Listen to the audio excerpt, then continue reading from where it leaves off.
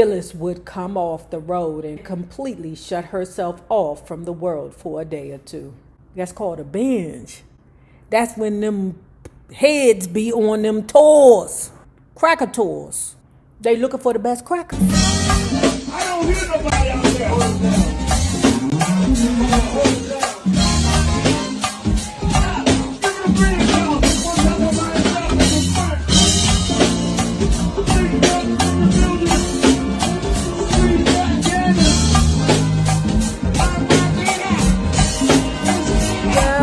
Hello there, love bugs. Hello there, Bellas. If you have not already done so, please remember to like, share, subscribe, comment respectfully, tip your favorite narrator via Cash App at $NAROB on YouTube. And if you have not already joined our book club, please hit the Patreon link below and or the join button here on the YouTube. And for a $5 fee, you babies, yes, you can be privy to all the shenanigans before the YouTube gets it, if the YouTube gets it. Listen, y'all. We got a book that's on its way, okay? Our book club fairy, you know who you are. I love you so much. But our book club fairy sent us a book. If you are a member, you already know what it is. We're halfway through the Phyllis Hyman book. So I would say by like the second week of October, we should be on and pop it. If not sooner. Okay, y'all know my birthday is coming up October the 2nd. So please make sure y'all send me a birthday gift over there to the Cash App at $NAROB on YouTube. We're going to have... I need some new glasses, y'all, because look. The first dog done bit the bee. Lulu done bit the bee off the Burberry. And then turned around and bit the Y off the Burberry on this one. Y'all need some glasses. I had these for a minute. Like, I think I've had these for like 3 years. My prescription has changed. But anyway, love bugs, let's continue reading. Dun, dun, dun, dun, dun, dun. I got some teeth work done. Strength of a Woman by Jason A. Michael. Mr. Michael done a very good job.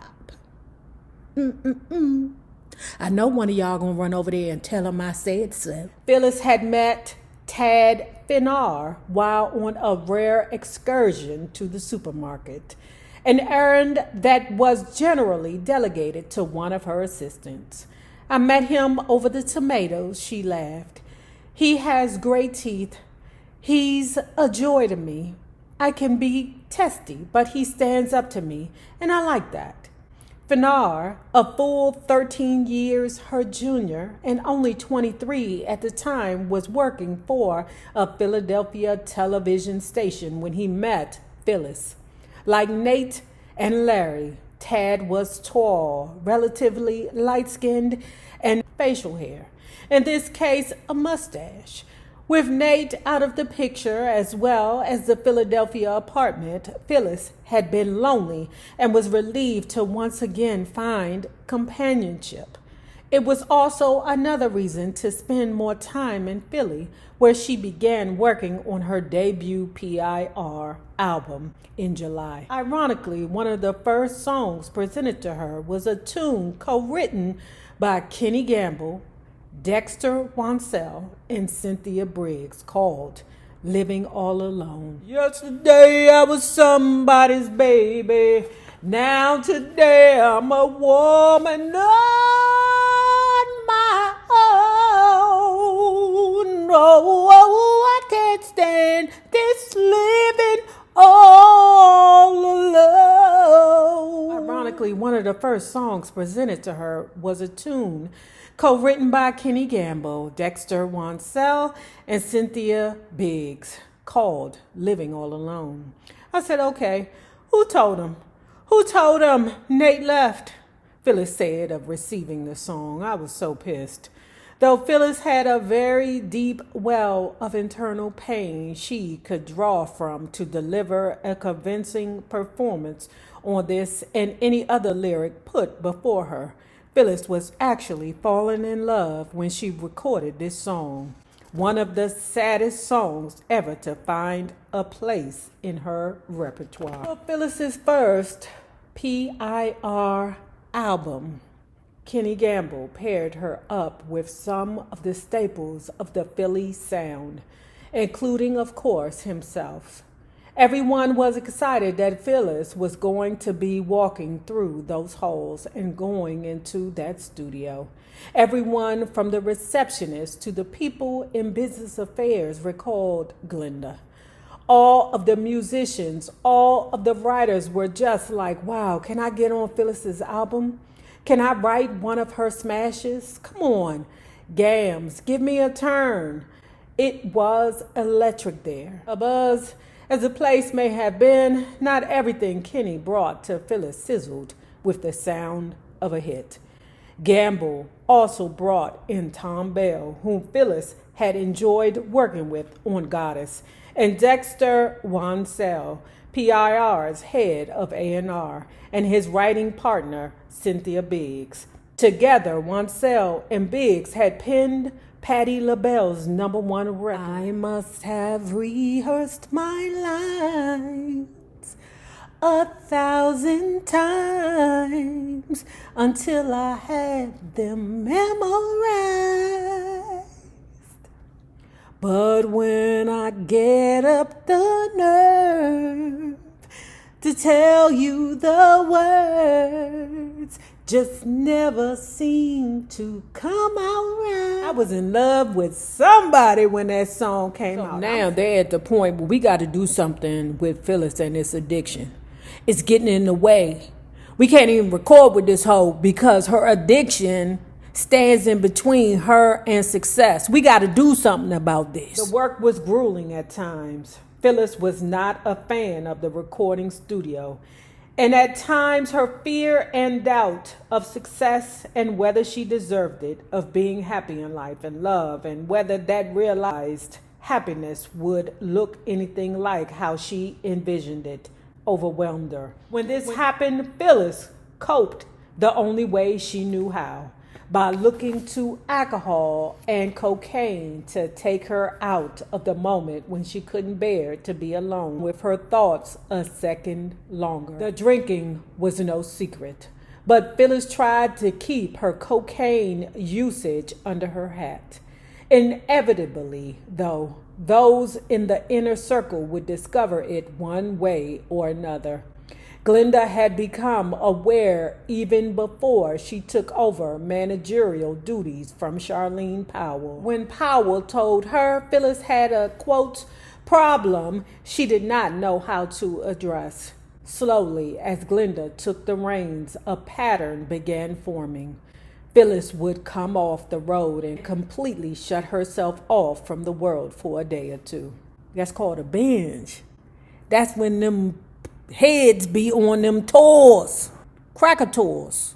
They looking for the best crackers. Glenda, with the help of her partner Cindy and Phyllis's boyfriend Tad, planned an intervention. The three of us basically ambushed Phyllis, recalled Glenda. We just confronted her. Tad kept Phyllis at home in her apartment at 2400 Chestnut. And Glenda and Sydney made an unannounced house call after leaving the office for the day. Once there, the foursome sat cross-legged on the couch, the issue laid out before them. It was very, very powerful, said Glenda. Phyllis cried, and then we all started to cry. And then she thanked us. The result of the meeting was that Phyllis agreed to go into therapy with Dr. Portia Hunt, a psychologist Glenda recommended. Phyllis began seeing Hunt regularly when she was in town, sometimes several times a week, as her touring schedule allowed. Hunt diagnosed Phyllis with multiple disorders, including substance abuse disorder, with a connected eating disorder, and bipolar disorder, also known as manic depressive. I didn't know that. So, I've dealt with someone before that had bipolar disease, and what I recognize in it is just the sudden excessiveness. It was like he would get out and just chase. It was weird. And he would be cool for a minute. I don't know if he was on or off his medication, but he would be cool for a minute. Then it would be that just sudden need to just run after prostitutes. What the fuck is up with you and prostitutes? Your dick don't even get The options for treating bipolar disorder were not nearly as sophisticated when Phyllis was diagnosed in 1985 as they are today. Lithium was the drug of choice at the time, lauded for its mood stabilizing effects by the medical community. The bipolar patient, on the other hand, often felt robbed by the drug of the intense highs that mania can produce. Phyllis was no exception. Phyllis opened up to Hunt about many of her issues, including her frequent suicidal thoughts. Suicidal ideation, as it's called in psychological terms, is a common symptom of bipolar disorder, and one that would plague Phyllis throughout most of her life. Assigned artists, once again, work on her debut album for Philadelphia International was progressing slowly. And on January 2nd, Phil Asbury, a vice president at PIR, granted Phyllis an extension on its completion date. The album, which had originally been due to PIR on October 20th, 1985, was now due January 30th, though it ultimately wouldn't be finished by then either.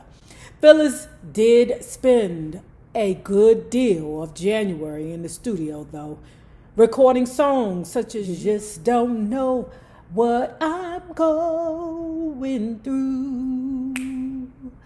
You just don't know how I'm missing you. First time together and slow dancing. One standout from these sessions was "Oh Friend, it's so nice to hear you something again." One standout from these sessions was "Old Friend," in part because it was obvious that the melancholy tale told in the song was a perfect fit for Phyllis's voice. So now we're at "Oh Friend, it's so nice to see you something again." We're there, okay? We're also at "You just don't know what I've been going through. You just don't know how I've been missing you."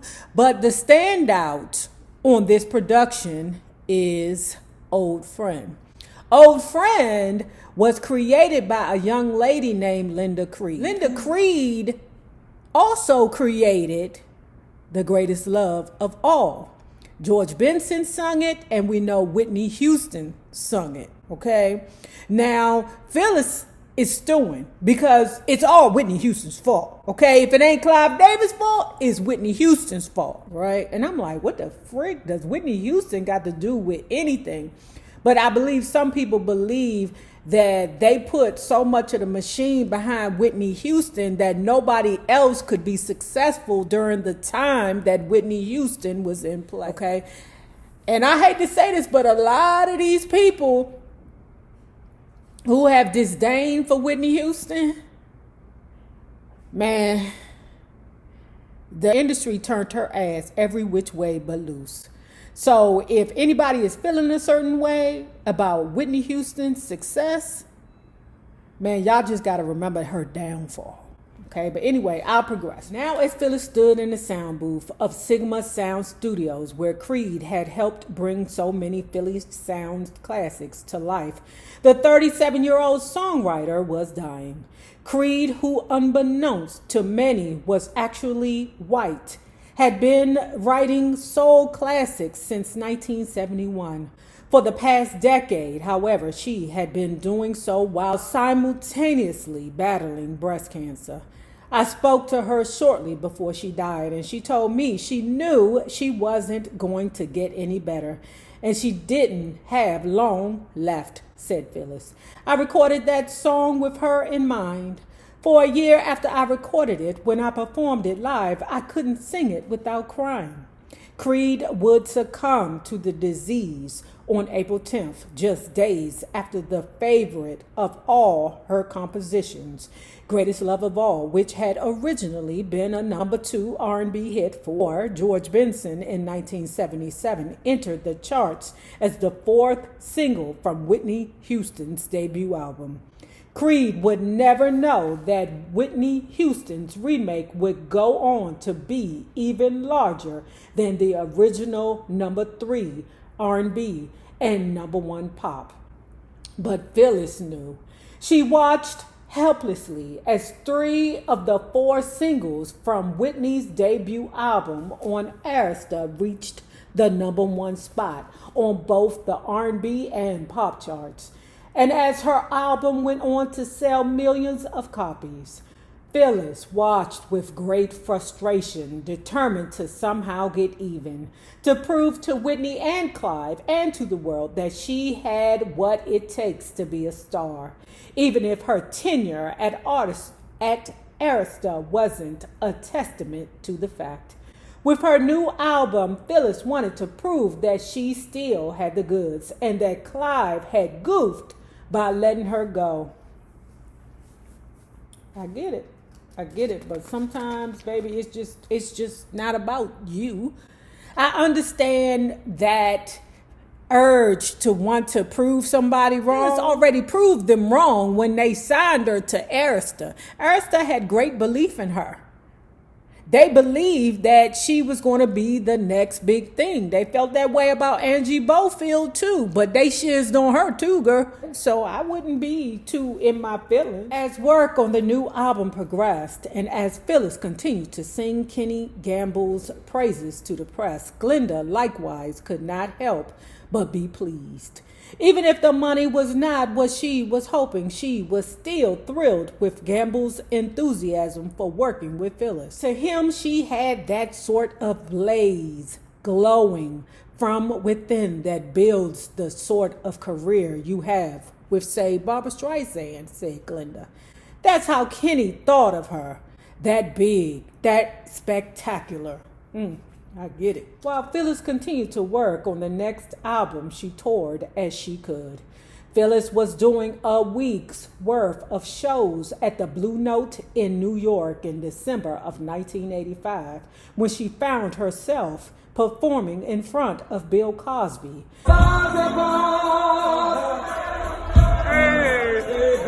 Hollywood,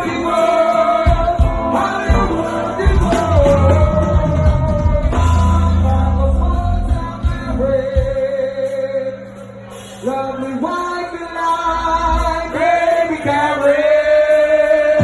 No other stars at all, the sense of but it is in Hollywood.